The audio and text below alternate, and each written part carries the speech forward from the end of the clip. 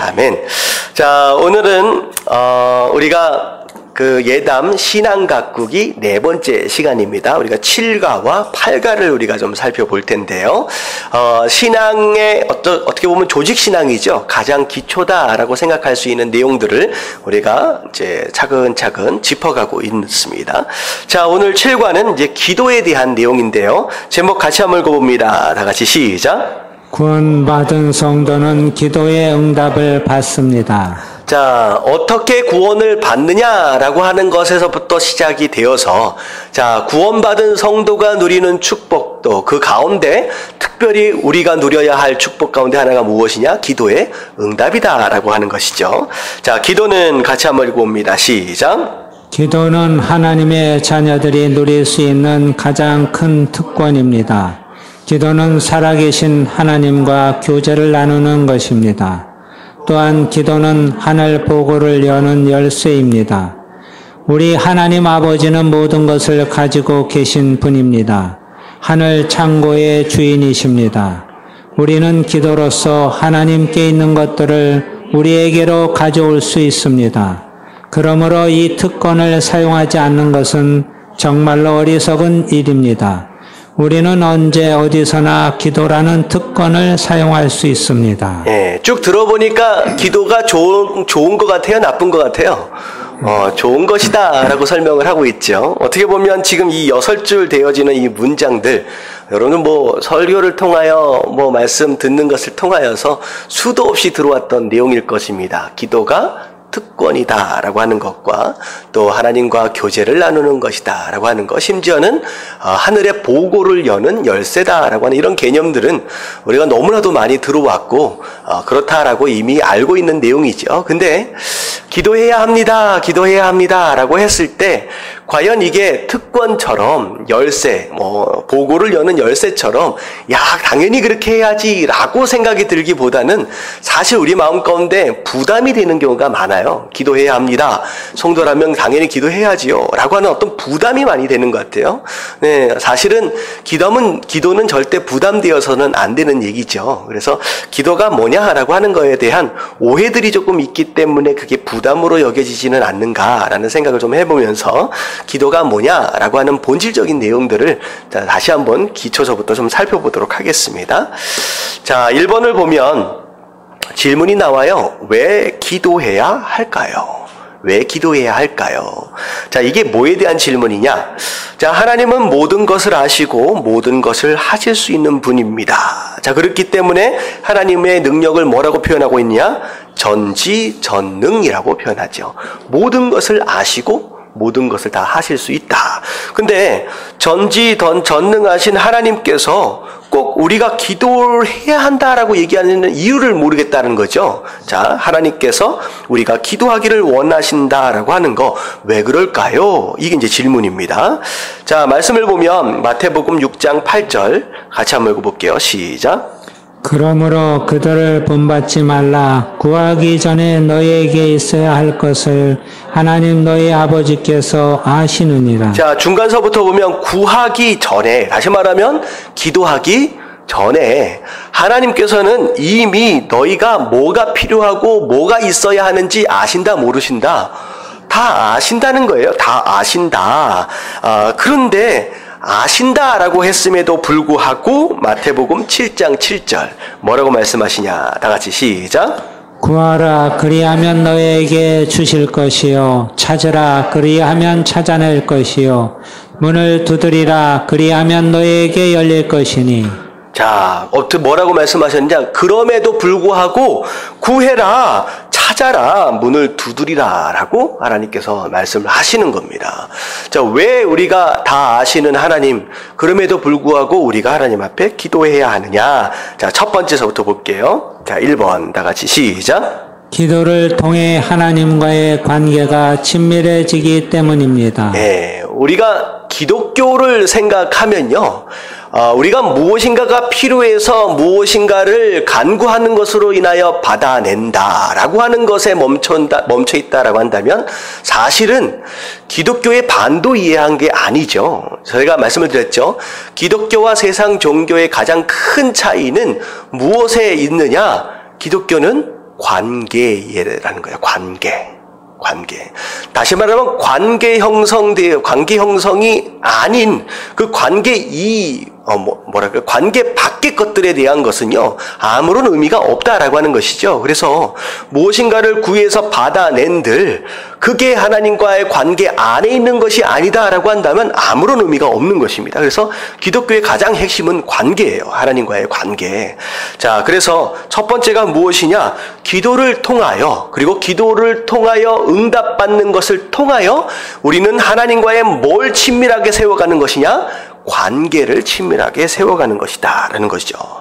자, 첫 번째를 보면 기도는 하나님과의 대화입니다.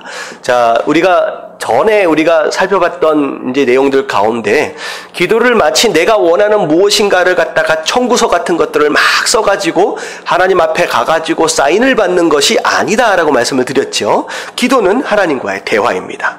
자, 그래서 밑에를 보면 사람과 사람 사이의 관계가 대화를 통해서 깊어지고 친밀해지는 것과 마찬가지로 하나님과의 관계도 기도를 통해 깊어지고 친밀해질 수 있습니다. 결국은 하나님과의 관계에 친밀되어짐, 바로 그것을 위해서 사실은 대화가 필요한 것이고, 그 대화가 바로 하나님께 드려지는 이 기도다라는 거예요.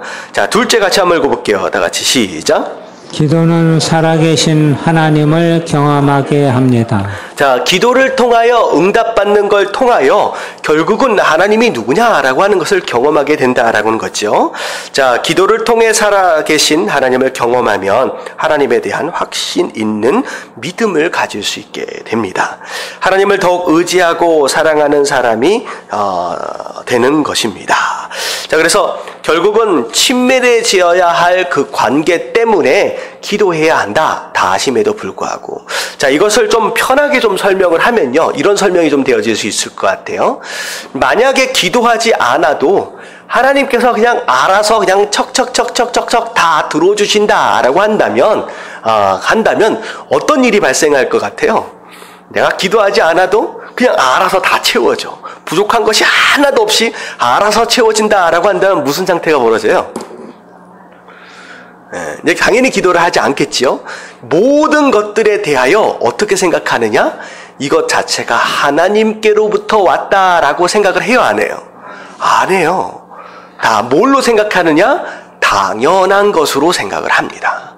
내가 누리고 있는 이런 축복들과 이런 은혜들이 기도를 통하여 응답받은 것이 아니고 그냥 처음부터 알아서 주신 것이었다라고 한다면 자연스럽게 어떤 상태가 되어지느냐? 당연한 것으로 생각해요. 그러면 점점점 더 어떻게 보면 하나님께 나아갈 필요도 없어질 뿐만 아니라 하나님에 대한 존재 자체를 심지어 뭐하기까지 하느냐? 잊어버리기까지 한다는 거죠. 어떻게 보면 부족한 게 없기 때문에 더 이상 하나님이 필요하지 않게 되고요. 그렇기 때문에 하나님 앞에 나아가지 않는다라고 하는 것은 그게 하루 이틀, 1년, 2년이 지나게 되면 어느 순간에는 관계가 끊어져 버리게 되죠. 하나님을 잃어버리게 됩니다. 그래서 결국은 기도를 통하여 응답받는 이 모든 것에 대한 삶이 하나님과의 관계를 연결해주는 굉장히 중요한 역할을 한다라고 하는 것이죠. 자, 그리고 자연스럽게 채워지면요, 다 누가 한 것처럼 생각하게 되느냐? 내가 한 것처럼 생각을 해요. 그래서 내가 열심히 해서 내가 지혜로웠기 때문에 내가 잘하기 때문에 이런 것들을 누리는 것처럼 착각하게 된다라는 거죠. 그래서 결국은 내가 신이 되어버립니다. 내가 하나님이 되어버리고 내가 교만해지는 모습 가운데 하나님과의 단절된 삶이 되어진다라고 하는 것이죠. 자, 2번을 좀 볼게요. 다음 장 넘어가서 54페이지 다 같이 한번 읽어보겠습니다. 시작. 기도를 통해서 하나님의 뜻이 이루어지기 때문입니다. 네, 우리가 요한계시록을 보면서 마지막 때에 뭐가 등장을 하느냐? 천사가 그 금향단을 가지고 하나님 앞에 올라가는 모습들을 봤잖아요. 그게 뭐라고 얘기했느냐? 성도의 기도다라는 거예요. 그래서 하나님의 뜻은 물론 하나님께서 계획을 세우기시기도 하지만 그 계획은 반드시 무엇과 더불어 이루어진다? 성도의 기도와 더불어 이루어진다라고 말씀을 드렸습니다. 그래서 자 밑에 보면 하나님께서는 놀라운 일들을 계획하시고 우리는 그것이 이루어지기를 기도합니다. 하나님께서는 그분의 뜻을 이루시기 위해서 우리의 기도를 사용하십니다. 그래서 마태복음 6장 10절에 같이 한번 읽어볼게요. 시작. 뜻이 하늘에서 이루어진 것 같이 땅에서도 이루어지리이다. 자, 뜻이 하늘에서 이루어진 것 같이. 자, 하늘에서는요, 하나님의 뜻이 자연스럽게 이루어져요. 자, 하늘에서는 누구도 불복종하는 사람이 없고, 모든 것들이 다 순종하잖아요, 하늘에서는. 그렇기 때문에 하나님의 뜻이요, 완벽하게 이루어지는 곳입니다, 하늘은. 하지만 땅은 어때요? 불순종하는 세력들이 많이 있잖아요. 근데 우리의 기도를 통하여 하늘에서 하나님의 뜻이 아주 자연스럽게 이루어져 가는 것처럼 우리의 기도를 통하여 땅에서도 그 하나님의 뜻이 이루어져야 된다라고 하는 그런 내용입니다. 그래서 우리의 기도가 얼마나 중요하느냐, 단지 우리의 문제 하나 정도를 해결할 수 있는 정도의 수준이 아니라 뭘 만들어 나가는 수준이다? 뭐라고 말씀드렸어요? 히스토리 메이커. 그래서 역사를 만들어가는 수준의 것이 바로 기도다라고 말씀을 드렸습니다. 히스토리 메이커다. 그래서 성도는 역사를 기도로 만들어 나가는 사람들이다라고 우리가 지난 금요일날 우리가 좀 살펴봤던 것 같아요. 자, 그래서 우리가 기도를 해야 된다라고 하는 것인데요. 자, 그러면 언제 기도해야 하느냐? 언제 기도해야 하느냐? 자, 1번 보면 1번부터 3번까지 제목들만 한번 읽어볼게요. 1번 다 같이 시작. 항상 기도해야 합니다. 자, 2번. 시간을 정해놓고 기도하는 것이 좋습니다. 자, 3번. 어떤 문제를 놓고 집중적으로 기도할 수도 있습니다. 네, 일반적으로 우리가 기도해야지라고 할 때는 1번, 2번, 3번 가운데 어느 때예요? 3번. 네, 3번일 때가 많잖아요. 문제가 딱 생기면 야, 이거 기도해야 되겠다라고 생각한다는 거죠. 근데 원래는 문제가 생길 때 그 문제를 하려고 붙잡고 기도하는 것은 어떻게 보면 기도를 해야 한다라고 했을 때 순위가 몇 번째 순위예요? 세 번째입니다. 세 번째입니다. 그래서 오히려 문제 때문에 그것을 위해서 기도하는 것보다 훨씬 더 중요한 시간의 개념은 항상 기도하는 것에 있습니다. 항상. 자, 그래서 자, 항상 기도하라라고 하는 것은 자, 뭘로 어떻게 사는 거예요? 기도로 살라는 뜻입니다. 기도로 살라. 자, 기도는 구원받은 그리스도인의 생활이어야 합니다. 그래서 습관되어진 것만이 우리의 능력이 됩니다. 자, 이 굉장히 중요한 표현이에요. 습관되어진 것이 우리의 능력입니다. 예수님이 기도를 어떻게 하셨어요? 습관을 따라 하셨습니다.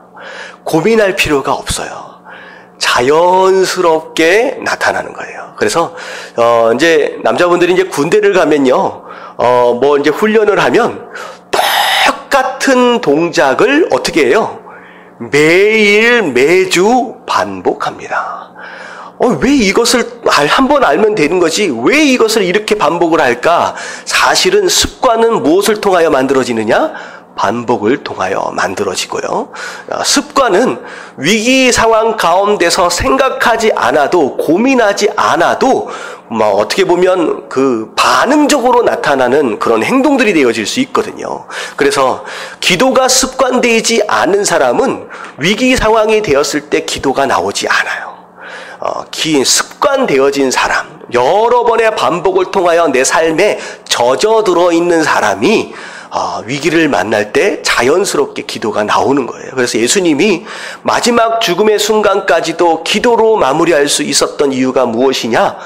평생 살아오시면서 밤늦게 이른 새벽에 기도로 습관을 만들어 가셨던 이유였기 때문이다라는 거죠. 그래서 신앙생활은 습관이 굉장히 중요해요. 그래서 습관이라고 하는 단어가 사실은 습관화되어 버렸다라고 하는 표현으로 별로 안 좋은 것처럼 인식이 되어져 있는데요. 사실 습관되어지는 건 굉장히 중요합니다. 그래서 우리가 주일날 예배에 나오는 거 습관적으로 나와서는 안 되지만 습관되어서 어떻게 해야 돼요? 고민할 필요가 없이 그냥 주일날 아침만 되면 그냥 딱 일어나서 나오는 거예요. 습관되지 않으면 고민하게 됩니다. 많은 성도들이 수요일날 금요일만 되면 이것저것 일들이 생기고 바빠지고 피곤하게 되면 고민하잖아요.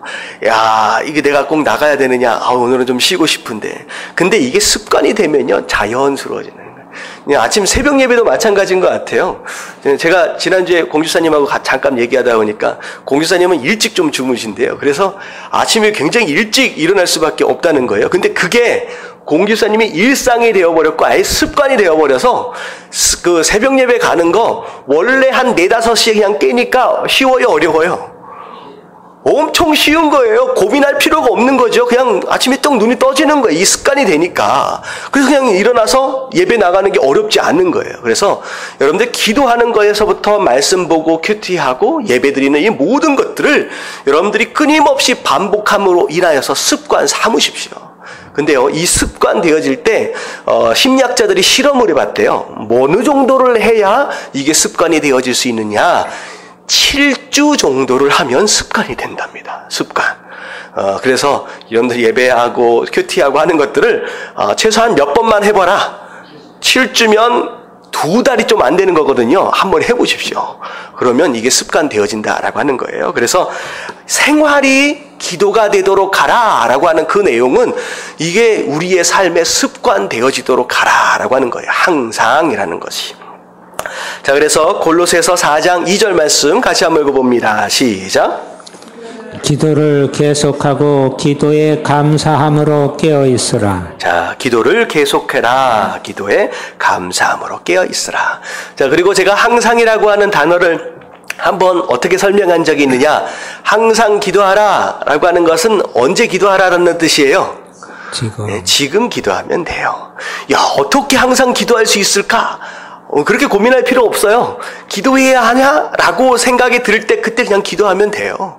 그냥 그게 좋은 겁니다. 그래서 기도가 습관이 되도록 하고 그리고 기억날 때마다 기도하는 바로 그런 모습이 바로 중요하다. 이게 첫 번째입니다. 항상 기도하는 거. 자, 두 번째는 뭐냐면 자, 항상 기도한다라고 하는 것은 기도가 삶이 되어진 상태예요. 근데 항상 나는 언제나 삶 가운데 하나님과 대화하며 항상 기도해. 나는 기도하는 삶을 살아. 라고 하는 생각 가운데 정해놓고 하는 기도를 아예 하지 않는 사람들도 있습니다. 근데 분명히 뭐라고 얘기하느냐? 예수님마저도 항상 기도하는 삶을 삶과 동시에 어떻게 하셨어요? 시간을 정해놓고 심지어 장소까지도 정해놓고 심지어 누구까지도 알았어요. 가룟 유다까지도 우리 선생님은 이 시간 이 장소에 이제 이 시간이 되면 항상 이 장소에서 뭐 하고 계셔? 기도하고 계셔. 바로 그것을 가지고 예수님을 잡으러 온 거예요. 그러니까 심지어 장소까지도 정해놓고 그렇게 기도하셨다라고 하는 거죠. 그래서 밑에를 보면 기도하는 습관을 들이려면 시간을 정해놓고 기도하는 것이 좋습니다. 예수님께서도 시간을 정해놓고 기도하셨습니다. 누가복음 2장 22장 39절 다 같이 시작.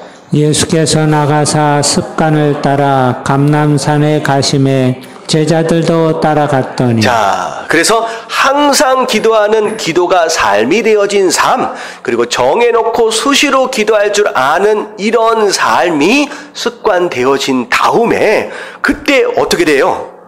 그때가 이제 3번이에요.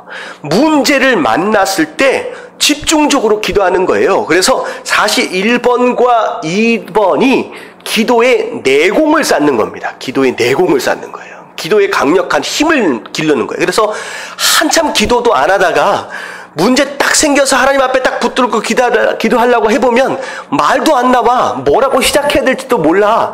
이건 뭐가 문제가 생겼느냐? 평소에 기도를 한 거예요, 안 한 거예요? 기도를 안 한 거예요. 내공이 없는 거예요. 그래서 뭘 어떻게 기도해야 될지 막막한 상태가 되어버립니다. 근데 1번과 2번을 통하여 기도의 내공을 쌓은 다음에 그때 문제를 만나면 정말로 필요한 기도, 바른 기도가 그때 나올 수 있다는 거예요. 그때. 자, 그래서 어떤 문제를 놓고 집중적으로 기도할 수도 있습니다. 그래서 우리의 삶에 특별하고 긴급한 문제가 생겼을 때는 그 문제만을 위해 기한을 정하거나 금식하며 기도할 수도 있습니다. 이렇게 나와 있어요. 다니엘 9장 3절 같이 한번 읽어볼게요. 다니엘 9장 3절 시작.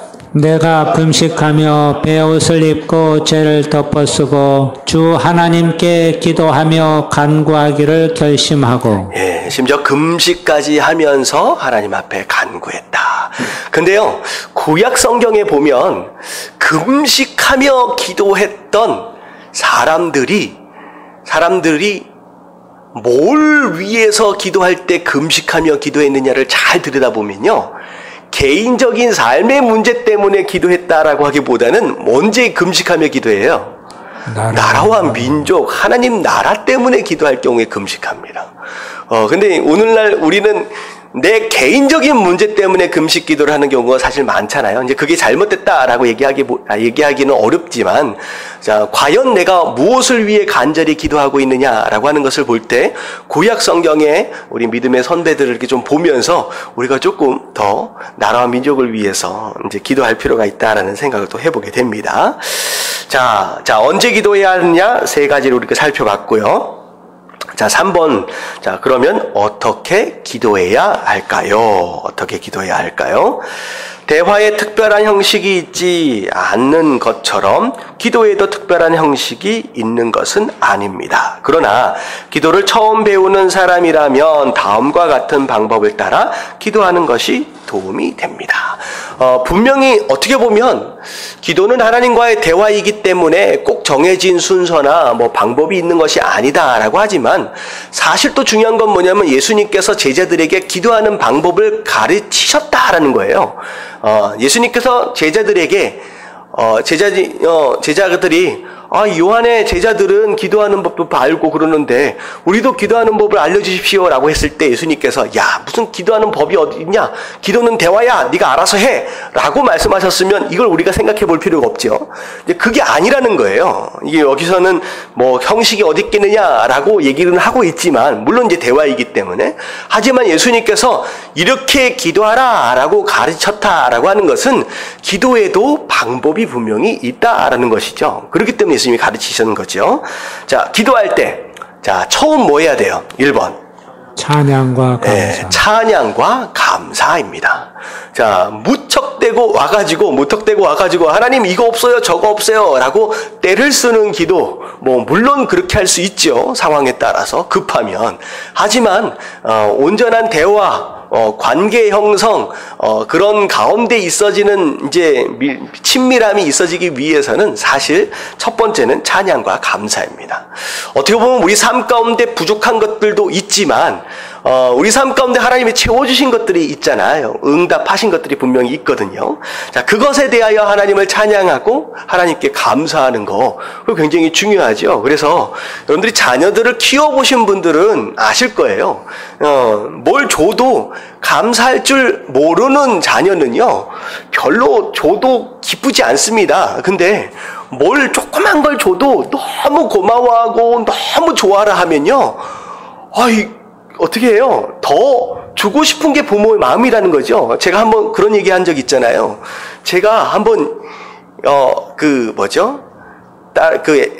딸애한테 약속 한 번 한 적이 있어요. 막 급해가지고 뭘 못하다가 같이 못 놀아주다가 내가 다음 주에 디즈니랜드를 한번 데려갈게 라고 약속을 했어. 어떻게 보면 자기가 너무 원했던 것이고, 그리고 제가 약속했다라고 하는 건 자기가 원한 것에 대한 응답이었잖아요. 근데 그 응답에 대하여 저는요, 아마도 갈 수 있겠지 하면서 던진 약속이에요. 이제 부모들이 잘 그런 약속 하잖아요. 다음에. 근데 만약에 무슨 일이 생기면 못 갈 수도 있는 건데, 얘는 전혀 그걸 생각을 안 하는 거예요. 그래서 뭐라고 얘기하느냐, 너무 고맙다고, 내가 거길 너무 가고 싶었는데 너무 고맙다고 얘기를 하면서 바로 엄마한테 쫓아가더니만, 엄마, 아빠가 뭐라 그랬는지 알아? 다음 주에 나를 디즈니랜드를 데려간대 라고 얘기를 하는 거예요. 그랬더니 순간 등골이 땀이 싹 흐르는 거야. 이게 분위기가 어떤 분위기가 되는 거예요? 반드시 데려가야 하는 분위기가 되는 거예요. 심지어 그 다음날 저기 장모님이 집에 찾아오셨는데, 할머니 다음 주에 내가 어디 가게 돼 있는지 알아요 하면서 자랑을 하기 시작하는데, 제가 데려갔을까요? 못 데려갔을까요? 무슨 일이 있어도 다 제껴놓고 데려갈 수밖에 없는 거예요. 무슨 얘기냐? 감사의 능력은 바로 그런 겁니다.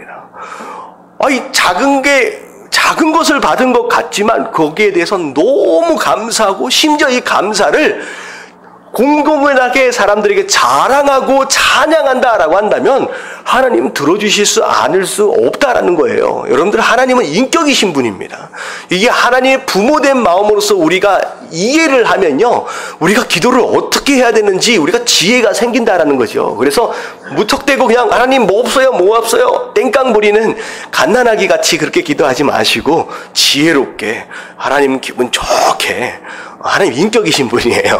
우리가 하나님의 마음을 뭐 조장한다, 뭐 이렇게 막 속인다 이런 내용이 아니라 하나님을 기쁘시게 해드리는 어떤 이런 첫 번째 스텝이 굉장히 중요합니다. 자, 그래서 먼저 한번 읽어볼게요. 시작. 하늘의 하나님에 대한 찬양과 감사로 시작하십시오. 하나님에 대한 당신의 믿음과 사랑을 고백하십시오.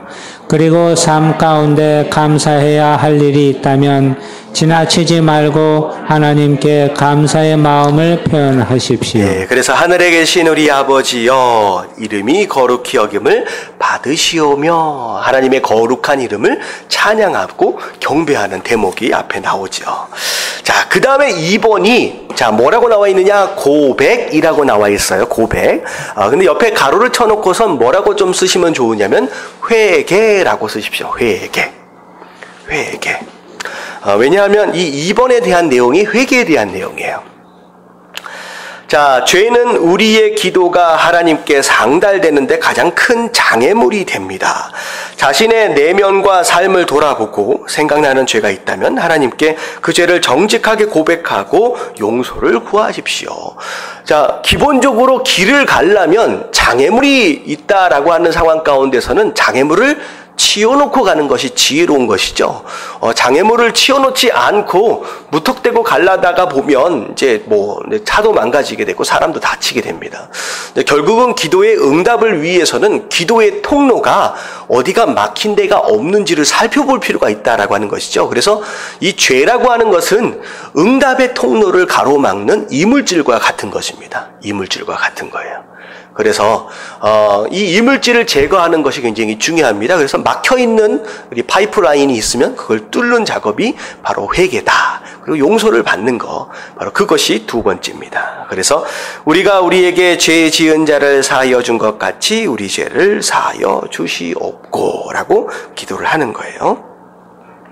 자, 그 다음에 이제 세 번째가 이제 간구에 대한 내용이 나오는데 3번과 4번이 간구예요. 간구인데, 자, 세 번째는 누구에 대한 간구예요? 내가 아니라 이웃에 대한 간구입니다. 내 필요를 먼저 채우는 게 아니라 다른 사람의 필요에 대해서 먼저 구하는 거예요. 여러분들, 이것도 여러분들이 부모된 입장에서 생각해 보면 굉장히 좋습니다. 이게 제가 이제 자식이 하나밖에 없어가지고 이런 경험이 없어요. 둘 이상 되신 분은 공지사님도 계시고 우리 강수님도 계신 것 같은데 김원수 집사님 계시네요.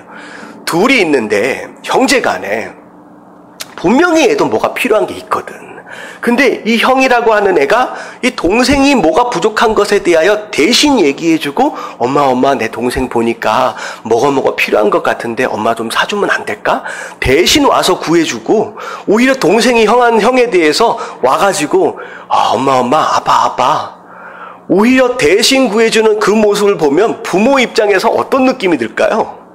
지도 필요한 게 많은데 오히려 형 위에서 동생 위에서 구하고 엄마한테 사달라고 얘기하는 모습을 보면 부모 입장에서 어떤 마음이 들어요? 뿌듯하죠. 마음이 뿌듯합니다. 야, 잘 컸네. 그런 마음이 든다라고 하는 거죠. 여러분들, 이게 응답받는 비결 중에 하나예요. 비록 내가 필요한 것이 산더미처럼 많이 있지만 먼저 누굴 위해서 기도하라? 내가 아니라 남을 위해서 기도하라는 거예요. 하나님 안에서 한 형제된 자매된 자들을 위해서 먼저 기도할 때 이미 하나님은요, 앞에서 감사를 통하여 마음의 문이 한 이만큼 열렸고, 우리 그 다음에 형제 자매를 위해서 중보하는 그 기도를 통하여서 그냥 하나님은 그냥 마음이 녹아버리는 거예요. 그 다음에 뭐 하면 돼요?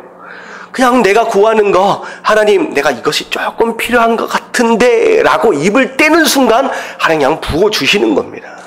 여러분, 기도를 어렵게 하지 마시고 하나님의 마음을 문을 여는 것에서부터 그렇게 시작하는 것이 여러분 정말 지름길이다라고 하는 거 여러분 깨달아지시길 주님의 이름으로 축원합니다. 자, 그래서 중보기도, 당신의 가족이나 기도가 필요한 당신의 이웃을 위해 기도하십시오.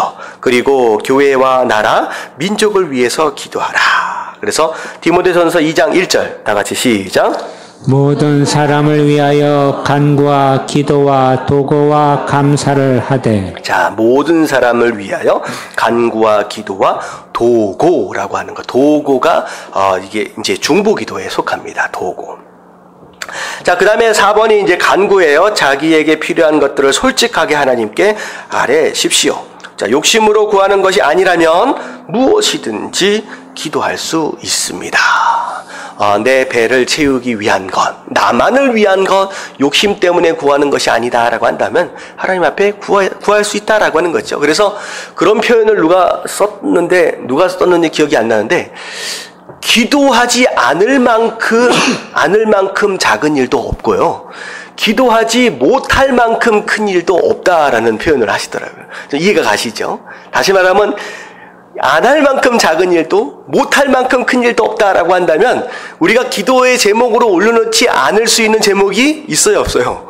없다는 거예요. 그냥 다 하나님 앞에 다 구하고 간구할 수 있다라고 하는 것입니다. 자, 그래서 빌립보서 4장 19절 다 같이 시작. 나의 하나님이 그리스도 예수 안에서 영광 가운데 그 풍성한 대로 너희 모든 쓸 것을 채우시리라. 자, 너희 모든 쓸 것을 다 채워줄 것이다. 부족함이 없이 채워주실 것에 대한 약속입니다. 자, 마지막 5번을 보면 다 기도한 다음에 우리가 뭘로 끝내요? 예수님의 이름으로 기도합니다. 그래서 5번은 예수의 이름으로 기도하라 라는 거죠. 그래서 모든 기도는 예수의 이름으로 기도합니다 라고 마칩니다. 이것은 예수님께 의지해서 기도한다는 것을 의미한다. 자, 이게 이제 말씀에 이제 뭘 근거로 이제 한 것이냐? 요한복음 16장 24절입니다. 다 같이 시작. 지금까지는 너희가 내 이름으로 아무것도 구하지 아니하였으나 구하라 그리하면 받으리니 너희 기쁨이 충만하리라. 예, 내 이름으로 구하지 않았다 지금. 하지만 지금부터 내 이름을 구하면 된다는 거예요. 다 응답할 것이다. 자, 예수님의 이름으로 기도합니다 라고 하는 것에 대한 두 가지 의미가 있다라고 말씀을 드렸어요. 혹시 기억나십니까? 예수님의 이름으로 기도합니다 라고 하는 것에 대한 의미. 첫 번째가 예수님의 권세지요. 권세. 내 능력이 아니에요. 내 권세가 아닙니다. 내 이름으로 기도할 수 있는 게 아니죠. 예수님의 이름. 그분의 이름은 하늘과 땅의 모든 권세를 받은 그 이름입니다. 모든 이름 위에 뛰어난 바로 그 이름이죠. 그래서 예수님의 권세로 기도한다라고 하는 거죠. 마치 미국 대사가 누구 이름으로 한국에 와요? 자기 이름으로 오는 게 아니라 미국 대통령 오바마의 이름으로 옵니다. 그래서 대사가 오바마 친서를 가지고 무엇인가를 내밀고 무엇인가를 제안한다라고 한다면 그 대사 한 사람의 권한이나 권세로 보지 않고 오바마의 권세와 권한으로 본다는 거죠. 그래서 우리는 하나님 앞에 딱 나아갈 때 누구의 권세예요? 예수 그리스도의 이름, 그분의 권세를 가지고 나아간다. 그리고 예수님의 이름으로 기도합니다 라고 하는 것은 또 무슨 뜻이다? 예수님의 뜻 안에서입니다. 예수님의 뜻 안에서요. 아니, 오바마가 보내서 왔는데, 그러면 보내서 왔으면, 오바마의 권세로 왔으면 누구 얘기를 해줘야 돼요? 오바마의 이야기를 해줘야지 되잖아요. 오바마의 뜻을 전해줘야지 오바마의 권세를 가지고 온 게 맞잖아요. 그렇기 때문에 우리가 하나님 앞에 기도할 때 그냥 내 욕심을 가지고 내 뜻만을 구하는 기도가 아니라 누구의 뜻 안에서? 예수 그리스도의 뜻 안에서 기도한다는 거죠. 그게 예수님의 이름으로 기도합니다라고 하는 것에 대한 두 가지 의미입니다. 여러분들 이런 것들은요, 여러분들 잘 메모해 놨다가 여러분들 좀 외울 필요가 있을 것 같아요. 그래서 대부분 많은 사람들이 예수님의 이름으로 기도합니다. 왜 그럴까라고 하는 거에 대해서 분명하게 설명하는 사람 별로 없을 거예요. 한번 교회 다니시는 분들한테 한번 물어보십시오. 왜 예수님의 이름으로 기도해? 라고 했을 때 정확하게 설명하는 분 없어요, 별로. 근데 이런 걸 공부할 때 여러분들이 여러분들 걸로 만들어 버리세요. 그러면 이게 여러분들에게 이제 굉장히 능력이 됩니다. 조금 그래도 예담교회를 다니는 예담인으로서의 좀 특별한 구석들이 좀 있어야 되는. 별로 동조를 안 해주시는 것 같은데. 제가 얼마나 말씀을 중요하게 생각하는데요. 자, 여기까지는 우리가, 기도 이렇게 하면 되는구나, 라고 굉장히 이제 듣기 쉬운 말씀이에요. 근데, 4번이 사실은 기도에 있어서 좀 어려운 대목입니다. 4번에 가서는 조금 주춤하는 경우가 있어요. 기도하면 응답받고, 능력받고, 그렇구나, 라고 하는 것에 있어서 굉장히 의미심장하게 막 이제 흥분되어지는데 4번에 딱 가면 조금 어려워요. 자, 보세요. 4번 제목이 뭐냐면, 기도 응답을 위해 명심할 것이 있습니다. 그러니까 기도를 하는데, 아무렇게나 기도한다고 꼭 응답받을 수 있는 게 아니라는 거예요. 응답받기 위해 항상 마음에 둬야 할 내용들이 있다는 거예요. 자, 첫 번째. 자, 위에 좀 잠깐 얘기했었죠. 1번 같이 읽겠습니다. 시작. 하나님의 뜻대로 기도해야 합니다. 자, 이게 이제 어렵다는 거죠. 내가 원하는 것, 내가 필요한 것을 구한다라고 하는 것은 굉장히 쉽습니다. 근데 내가 원하는 것과 내가 필요한 것이 과연 하나님의 뜻이냐라고 하는 것을 분별한다라고 하는 것은 굉장히 어려운 거죠. 근데 사실은 이제 기도의 고급 단계로 넘어간다라고 생각하시면 좋을 것 같아요. 그래서 하나님의 뜻대로 기도해야 한다라는 것인데, 자, 밑에 볼게요. 자, 우리가 기도에도 응답받지 못하는 이유는 욕심대로 구하기 때문입니다. 분명히 야고보서 4장 3장에 나와 있어요. 자, 그 밑에 한번 읽어볼게요. 기도는 시작. 기도는 내 뜻을 이루는 도구가 아니라 하나님의 뜻을 이루는 도구입니다. 예, 여기에서 이제 갑자기 이제 헷갈려지는 거예요. 분명히 하나님이 아까 제가 뭐라 그랬어요? 원하는 것이 있으면 다 구하라고 하셨어요. 다 구하라고 다 들어준다라고 분명히 얘기해놓고선 갑자기 이 대목에 가서는 기도는 내 뜻을 이루는 도구가 아니라 누구의 뜻을 이루게 된다는 거예요? 하나님의 뜻을 이루게 된다는 거예요. 자, 이게 왜 고급 단계다라고 얘기를 하냐면, 여러분 기도를요, 오래 한번 해보십시오. 오랫동안 기도를 해보신 분들은 무엇을 경험하게 되냐면, 한참 내가 원하는 것을 한참 구하다가 어느 순간에 내 기도 제목이 불편해지는을 느낄 때가 있어요. 혹시 그런 경험을 해보신 적 있으세요? 내가 손을 들라 그러면 한 사람도 안 들까봐 내가 걱정이 돼가지고 있을 것 같아. 있죠? 있죠? 한참 뭔가를 구했는데 마음이 되게 불편해져.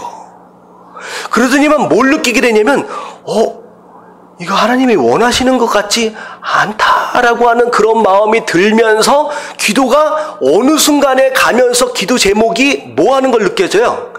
바뀌어지는 걸 느낍니다. 이게 뭐냐면 기도는 하나님과의 대화예요.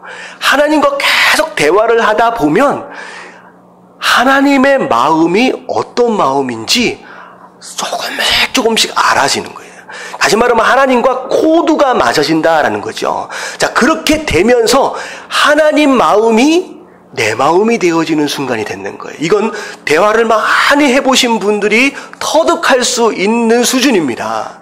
그래서 기도를 한참 하다 보면 하나님 마음이 내 마음이 되어지고, 심지어는 뭐가 되냐면 내가 원하는 그것이 베스트가 아니라 하나님께서 나를 위하여 준비해 놓으신 더 좋은 것들이 있다라고 하는 것이 깨달아지면서 그저 하나님 주시는 것이라고 한다면 그냥 나는 감사하겠습니다 라고 하는 쪽으로 오히려 제목들이 막 바뀌고 뒤집어지는 그런 일들이 벌어집니다. 이게 기도를 많이 해보신 분들이 경험하는 거예요.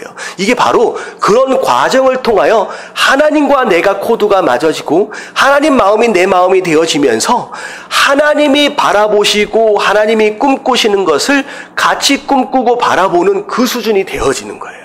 그래서 이게 이제 전체적으로 보면 하나님 나라를 위한 것이고 교회를 위한 것이고 그것뿐만 아니라 내 삶 가운데 하나님께서 가지고 계시는 그 기대, 그 하나님께서 나를 향하신 그 계획 이런 것들을 알아가지면서 기도가 이제 변하게 되는 거죠. 자, 요한일서 5장 14절 읽겠습니다. 시작. 그를 향하여 우리가 가진 바 담대함이 이것이니 그의 뜻대로 무엇을 구하면 들으심이라. 자, 그를 향하여 우리가 가진 바 담대함으로 하나님 앞에 나아가는데, 자, 누구 뜻대로 구한다? 하나님의 뜻대로 무엇이든지 구하면 들으심이라.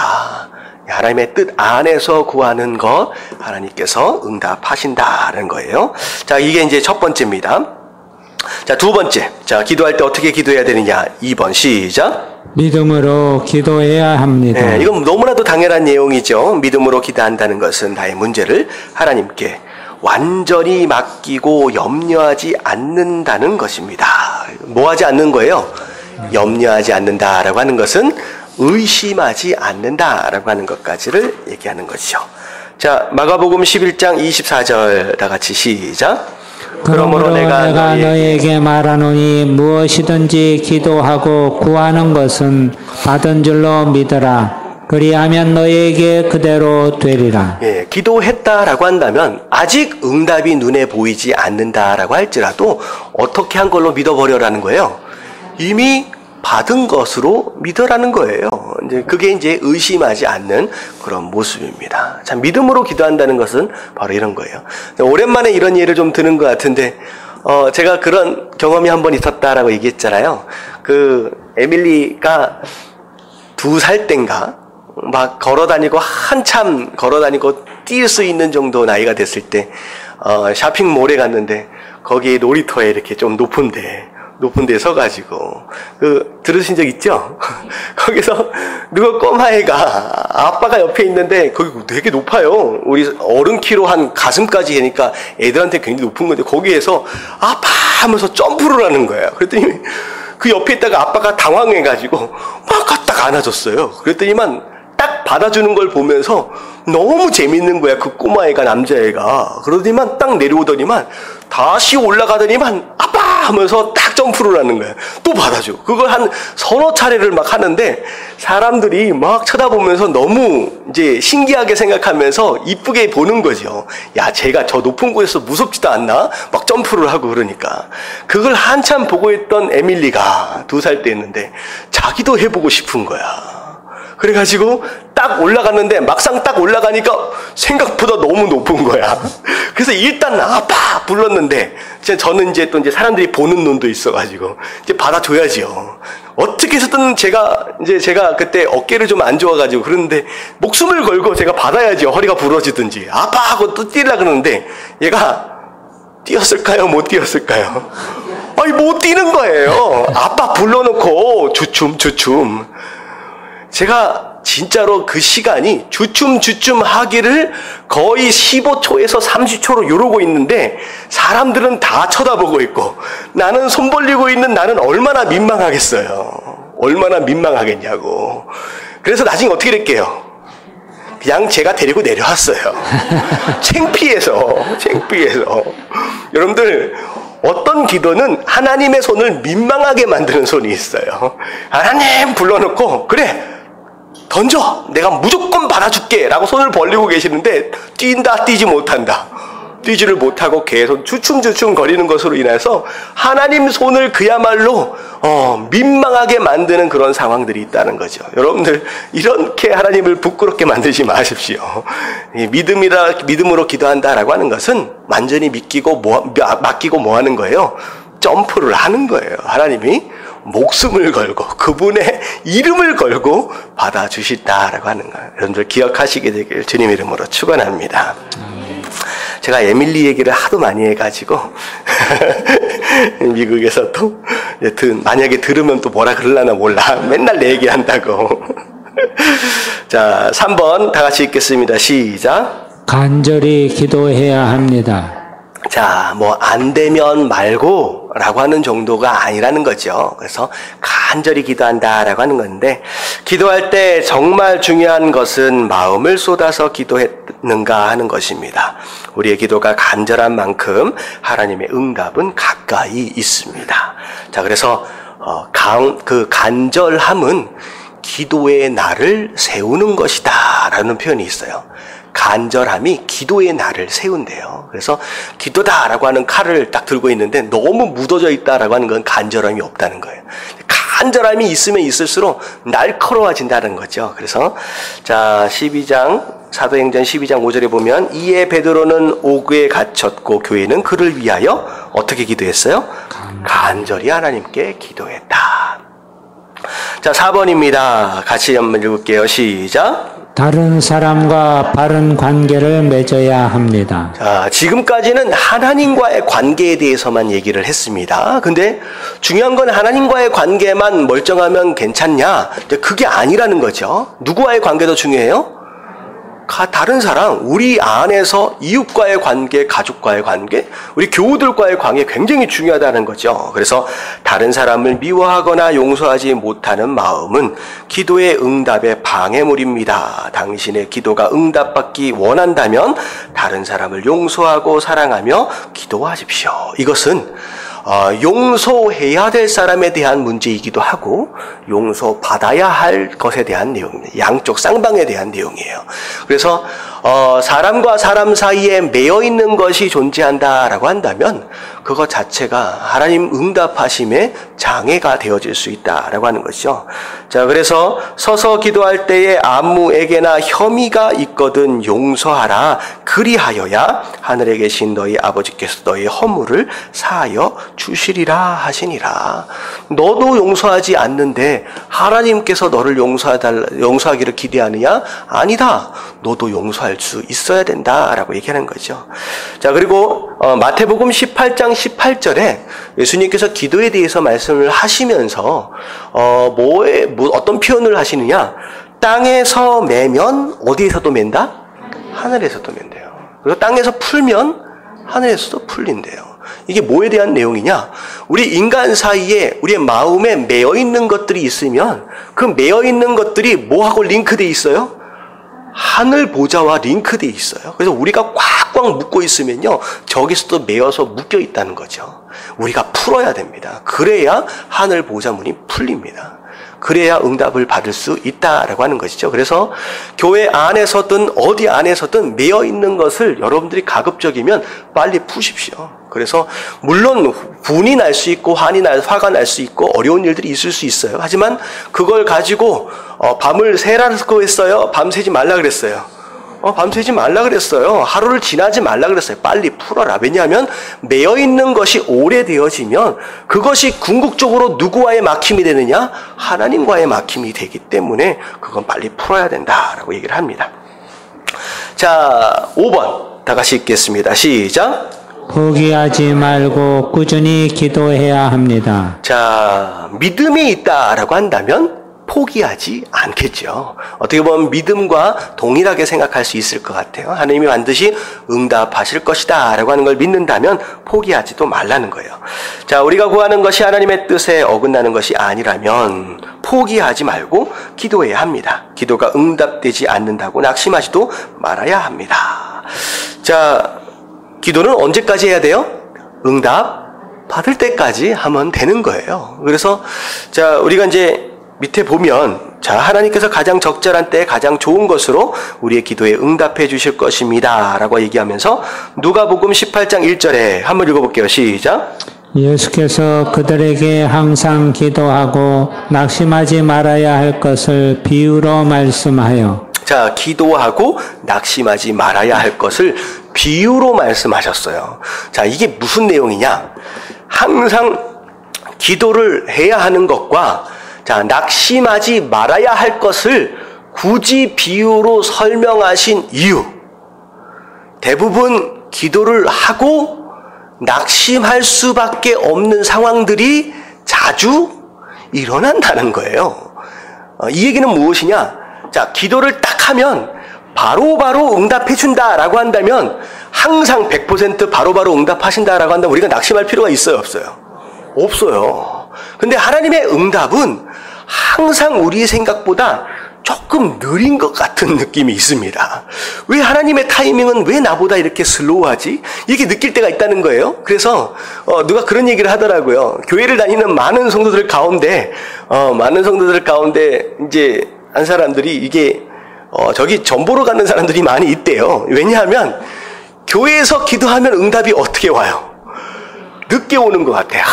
한참 뒤에 오는 것 같아. 근데 이 전보로 가면 바로바로 응답이 온다는 거야. 이게 빨리빨리 응답 오는 것을 바라서 그렇게 가는 사람도 있다는 건데, 사실 하나님의 응답은요, 비록 우리가 느낄 때는 좀 딜레이 되어지고 좀 늦는 것 같은 그런 느낌이 들지만 사실 그게 우리에게 유익한 것입니다. 하나님께서 좋은 것을 주시는 거예요. 근데 중요한 건 뭐냐면, 응답하면 항상 뭘 생각해요? 내 기도에 응답했다라고 한다면 하나님은 항상 예스 하실 것을 기대한다는 거죠. 근데 이 밑에 보면, 자, 기도 응답의 종류가 나와요. 자, 첫 번째가 뭐예요? 예, 예스. 두 번째는 노. 이 얘기는 뭐냐면, 심지어 안 돼. 그거 너한테 들어주면 안 돼. 그거 줄 수 없어. 라고 노하고 거절하시는 것마저도 이것도 뭐라는 거예요? 그것도 응답이라는 거예요. 그래서 바울 사도가 육체에 가시가 있었잖아요. 근데 그걸 위해서 오랫동안 기도했어요. 몇 번을 기도했는데, 자, 더 이상 기도하지 않고 내려놓는 순간이 있었습니다. 이건 포기한 게 아니죠. 뭐라고 하나님이 응답하셨어요? 네 은혜가 족하다. 오히려 너의 연약함이 너에게 복이다 라고 오히려 그것 자체를 노라고 응답을 하셨어요. 병 낫는 거에 대해서 네가 너에게 오히려 가시가 있는 게 은혜다 라고 그냥 하나님 거절하셨어요. 그러니까 바울 사도는 딱 그때까지 기도하고 그 이후로 육체의 가시에 대해서 기도합니까? 안 합니까? 안 해요. 딱 바울 사도는 그렇게 기도합니다.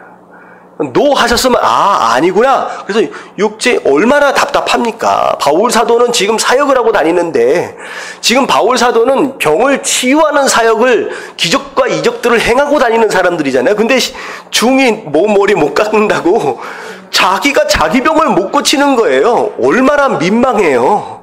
그리고 사람들이 볼 때에 심지어는 안질이었었다라고 하는 이제 설명이 좀 있어요. 근데 심지어 편지조차도 자기 손으로 못 썼습니다. 그래서 거의 다 대피를 하고 앞에 인사말과 뒤에 인사말만 바울 사도가 썼어요. 그러니까 얼마나 답답해.